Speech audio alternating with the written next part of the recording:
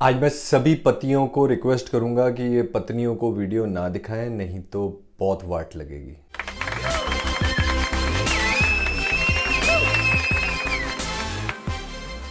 अब रिसेंटली ना मेरे एक दोस्त की शादी हुई और वो 6 महीने से डेट कर रहे थे। तो वो दोनों मेरे को मिले तो मैंने पूछा लड़की से कि क्या अच्छा लगा इसमें। तो उसने इंस्टेंटली बड़े कॉन्फिडेंटली रिप्लाई किया, he is a great kisser. तो मैं कॉफ़ी पी रहा था तो मेरी आधी कॉफ़ी अंदर आधी बाहर ही रहेगी। मैं कहा ये बढ़िया टाइम है यार। हमारे टाइम पे मैं आपको बताता हूँ, मेरा जो दोस्त था हैप्पी, उसकी शादी फिक्स हुई, एंगेजमेंट हुई और उसके बाद उसने फ़ोन पे बात करनी शुरू कर दी।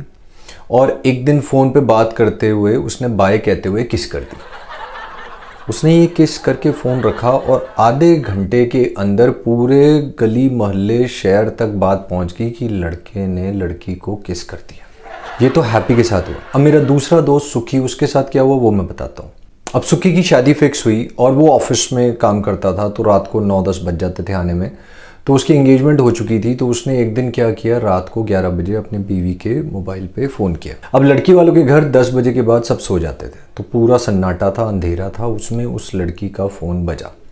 तो वो होता है ना कि घर में मतलब एकदम फ़ोन बजा तो सारों की नींद खुल जाती है। तो वही हुआ उस रात। तो उसके मम्मी पापा सारे जाग गए, उसका भाई भी जाग गया। अब सुखी को नहीं पता कि उस लड़की के पीछे उसका पूरा परिवार खड़ा है और ये उससे बात कर रहा।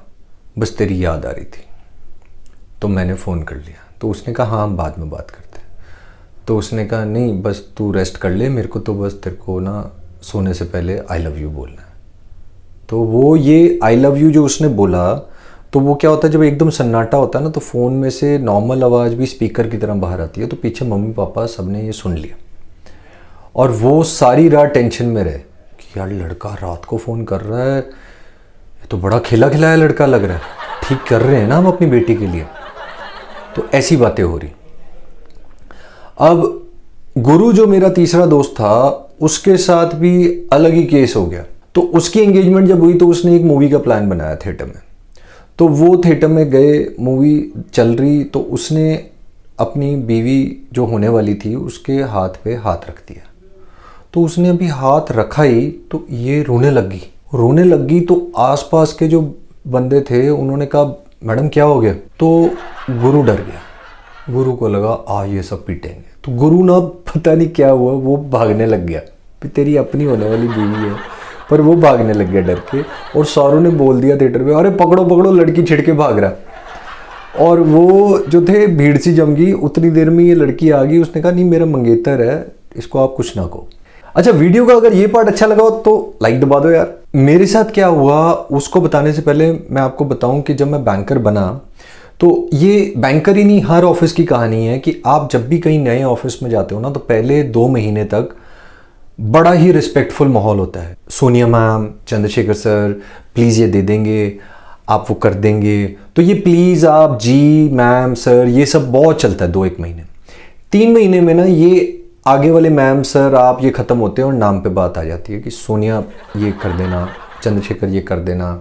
ऐसे 6 महीने जहाँ होते हैं ना वहाँ पर नाम अपने ही शुरू हो जाते। ए मोटी ये कर दे, ए गंजे वो लेके आ, ए फट्टू तू इधर आ। तो लड़का लड़की जेंडर वेंडर सब खत्म हो जाते हैं ऑफिस में। ऑफिस में क्यों ही इतना बॉन्डिंग हो जाता है, क्योंकि आप सुबह 2 घंटे ट्रैवल करके ऑफिस जा रहे हो, उसके बाद आप 8 से 10 घंटे ऑफिस में हो। वहाँ पर आप बेसिकली बॉस की मार खा रहे हो, कस्टमर की गालियाँ झेल रहे हो और उस टाइम आप सारे एक साथ हो, है ना। और फिर शाम को फिर 2 घंटे आप ट्रैफिक में बैठ के फिर घर जा रहे हो। तो 12-14 घंटे तो आप इन्हीं के साथ हो। तो वो एक ना अलग ही लेवल हो जाता है कि वो उसको आप परिवार बोलो या उसको आप अलग ही एक कम्युनिटी बोल दो कि ऑफिस कम्युनिटी में कोई जेंडर वेंडर कुछ नहीं रहता, सब तू तड़ाक सब चलता है।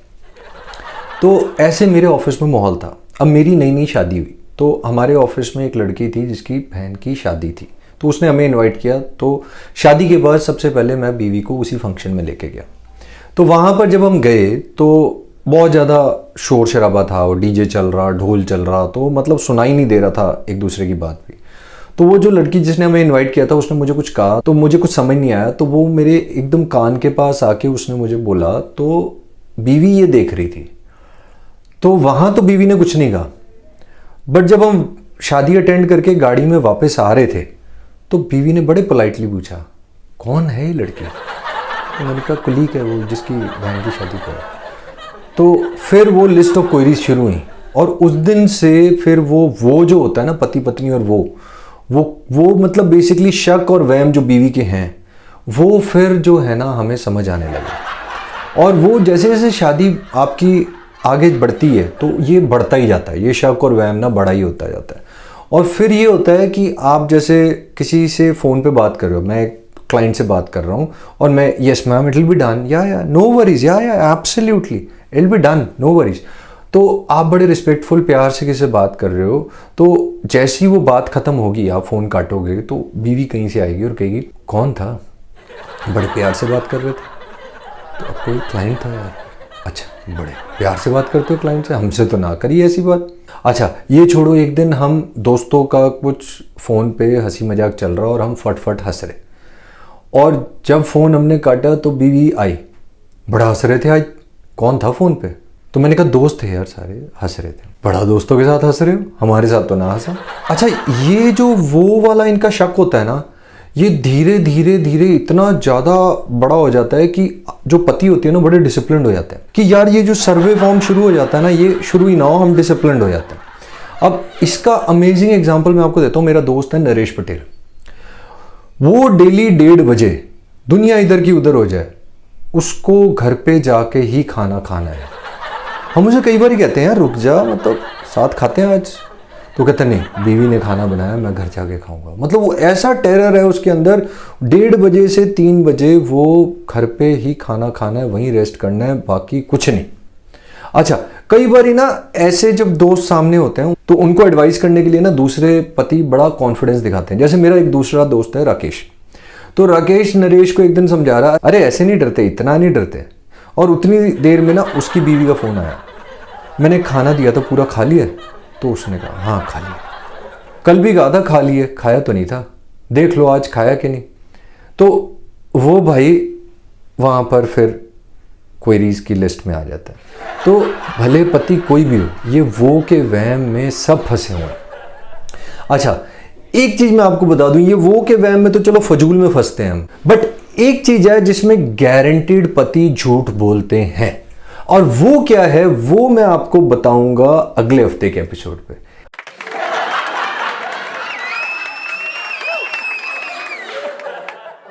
थैंक यू सो मच, आपने इतना प्यार दिया। 600 आवर्स का वॉच टाइम हमने पूरा कर लिया है। इस छोटे से सफर में आप लोगों ने बहुत साथ दिया है। Thank you thank you thank you. और अगर आपको ये वीडियो भी अच्छा लगा हो तो प्लीज लाइक दबा दो यार, और वो सब्सक्राइब वाला बटन भी दबा दो, उसके साथ एक घंटी भी होगी उसको दबा दो। उसके दबाते ही आपको अगले हफ्ते और हर हफ्ते के वीडियो फ्री फ्री फ्री कह के नोटिफिकेशन आ जाएगी। तो क्या देख लेना, और हंसते रहो, मुस्कुराते रहो और आत्मनिर्भर बनो। और आत्मनिर्भर कैसे बनोगे? एबीसी मार्ट ऐप आ गई है, डाउनलोड करो, गूगल प्ले पे भी है, ऐप स्टोर पे भी है। और अगर आपको कोई बिजनेस स्टार्ट करना है, ग्रो करना है, स्केल करना है, स्टार्टअप फंडिंग चाहिए 1 करोड़ रुपए तक की, तो आओ एबीसी मार्ट ज्वाइन करो बिल्कुल फ्री। इसमें आप अनलिमिटेड कंटेंट पब्लिश कर सकते हो, अनलिमिटेड वीडियोस होस्ट कर सकते हो, अनलिमिटेड लाइव इवेंट होस्ट कर सकते हो, अनलिमिटेड स्टूडेंट्स को पढ़ा सकते हो, अनलिमिटेड सर्वे फॉर्म, वेब पेजेस सब बना सकते हो। बिल्कुल फ्री है शुरू करना। लिंक डिस्क्रिप्शन में है, download the app now. Google play पे भी है, ऐप स्टोर पे भी है, तो किस बात की देरी, आओ एबीसी मार्ट ज्वाइन करो। और फिर से बोलूंगा, हंसते रहो, मुस्कुराते रहो और आत्मनिर्भर बनो। और इसी के साथ मिलते हैं अगले हफ्ते एक नए वीडियो के साथ। तब तक के लिए keep smiling and keep watching.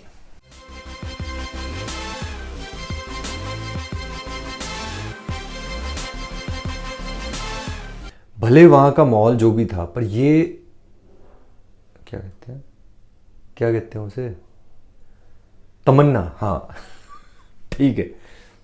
6 महीने जहां होते हैं ना, वहां पर नाम अपने ही शुरू हो जाते। ए मोटी ये कर दे, ए गंजे वो लेके आ, ए फट्टू तू इधर आ। तो लड़का लड़की जेंडर वेंडर सब खत्म हो जाते हैं ऑफिस में।